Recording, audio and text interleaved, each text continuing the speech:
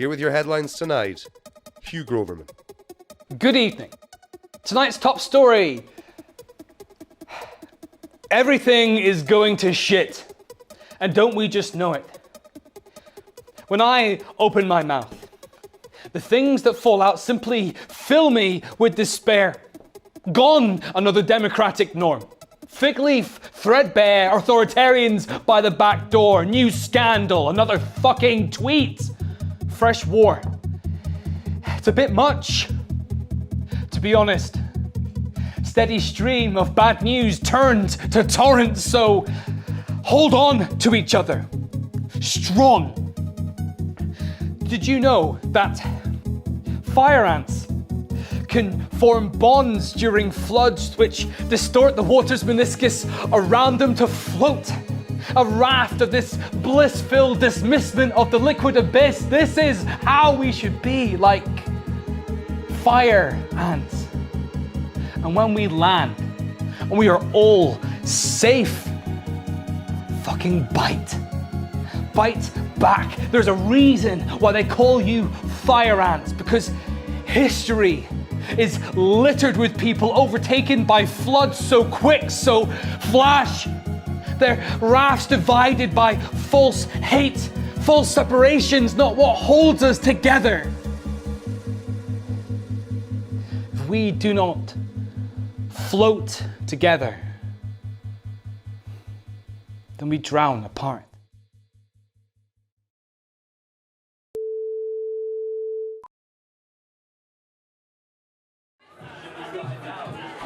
Black suits, black ties, white shirts, black skin, brown mud on black dress shoes, we bury our own. Clear rain, grey skies, white tissues filled with grief. Brown mud hits new resting place. Brown mud, brown mud, brown mud on black dress shoes, we bury our own. Black suit jackets cradled by loved ones, face drowned in sadness, spades, shovels, forks held by hands still trying to hold on to memories. Brown mud on black dress shoes, we bury our own. And how ironic. In the end, we're given an extra half a foot to run through the minds of the people that we love. We place flowers next to regrets, place hands on white shirts stained wet, and we stand graveside. And we sing and we dig and we sing and we dig and we sing and we cry and we sing and we dig and we sing hymns of grace, of crosses and of greatness. And we reflect on their grace, on their crosses and on their greatness, untuned voices accompanied only by the sounds of waves hitting cheek beds. Accompanied only by the sound of brown mud hitting new resting place, accompanied only by the sounds of love and peace, but we only hear grief. But is grief not proof that we have once loved? That we have left a part of ourselves in another and in turn get to carry them with us. So we lay brown mud as a blanket and we cry tears burdened in sadness. And even though we know we bury our own, we still wear black dress shoes because this is an occasion, because life is more than black dress shoes, because those 6 feet either side has carried us through life and will carry us to the end. So no, we do not mind brown mud on black dress shoes because we bury our own. Thank you.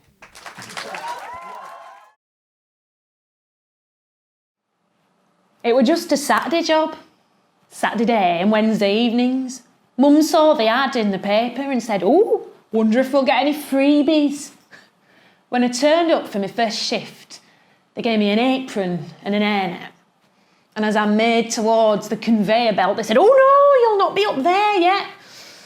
I were in packing bit, making sure that cakes went into boxes right. And I'd done 5 hours. And I was bored, stupid, placing cake after cake all night. And this woman came over and tapped me on the shoulder and smiled like she was saying the right thing. "Don't worry, love," she said. "One day you could be on icing." But that wasn't for me. I'd big dreams. I just didn't know quite what they were yet. It's like getting out to the wide, free world that sang like a siren, and I heard it. But I dreamed quietly, yearned silently, because I swear my dad could hear my thoughts. He were a big man in every sense of the word, and you knew when you'd been caught. I'd been in college all day, hours in library with Mansfield Park. And I came home and he was sat at the kitchen table just puffing a fag in the dark.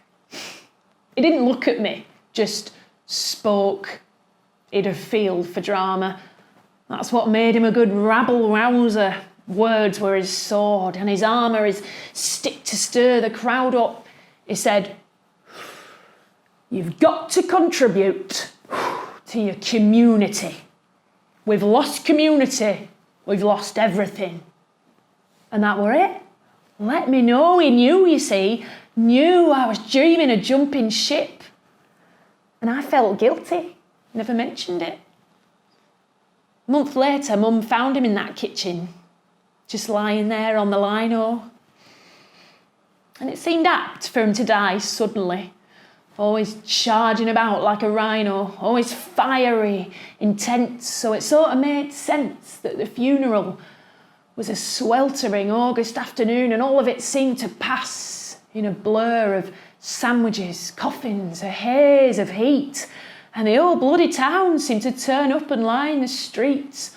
All told me what a grand man he was. Don't make him like that anymore. All cradling pints and standing because there's no room and the crowd's out the door. There were speeches from the union men, always fighting, proud I knew him, and then 2 weeks later, I stared blankly at my name on a wall, and next to it a row of A's, neat teepees. And all around me people were reading, reacting, some whooping, some weepy, and a kindly English teacher asked me what I'd do now, and I said, I didn't know really. I'd not applied anywhere. Oh, but you must. She furrowed her brow. She said it so sincerely. But I were in a daze, nights and days, just working at factory, an automaton, going through the motions, whilst inside me swept feelings like oceans, huge planets turning, whilst I stared ahead, eyes dull as lead, trying to still and stifle the stirring. And one day, I went to the bathroom cabinet, just, looking for something, and I saw the pack of pads in it. I thought, I've not used them in a while. And I put my hand to my stomach. And yeah, well, you can smile. You know the rest. We thought we were so clever, all protected, using the coil. I half expected you to come out clutching it in your hand. So no, you weren't wanted. You weren't planned, but as soon as I saw you, I knew. I thought, that's that then. I went back to the factory, this time on sorting and sizing, and kept working away every day, because one day you can be on icing. And you grew, got through shoes at such a bloody rate, raced around, tore up and down, and the amount you ate. Mum took a look at your skinny frame and said, he's got hollow legs. And I lovingly sewed up holes in socks, cut the tops off hard-boiled eggs, and framed gap-toothed school photos, stuck plasters on Gray's knees. And it all goes by so quickly that I really can't believe it's suddenly time for your first day at secondary. In a new tie, you wave goodbye, and I don't know why it's upsetting me, but life shuttles past so fast. Another school report, another birthday, till you're doing your GCSEs and your last exams on Thursday. And they're laying off at the factory, keep using the same expression. We've had to let her go, they say, because of the recession. What would Dad think? It's only 16 years since he passed, but already he seems like a fossil, a relic of a bygone age cast in bronze or gold. And I can't believe how old I feel. You spent that summer with your mates, hanging round the town centre together. And there were literally naught to do except smoke fags, play fruity, whatever. And that was where it started, wasn't it? I just thought you were being a moody teenager. I didn't know you were on it till I saw your arm and I tried to grab it and you pulled it away, ashamed, and tried to hide your habit. Anyway, you know the rest. The stealing, the sickness, the centre. Getting you the place at the YMCA, meeting with your sponsor, your mentor. And now you've got this job, what's it called, an apprenticeship, and it really is tremendous, especially for ex-addicts. You know, they teach them cooking and catering and that.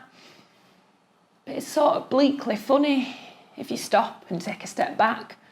I mean, imagine lying in your hospital bed and who on earth's cooking for you but an army of the undead? But I like to think of you working, you know, really using your hands in your chef's whites. I'm proud of you. I really am. Thinking of you there, chopping and cutting and slicing.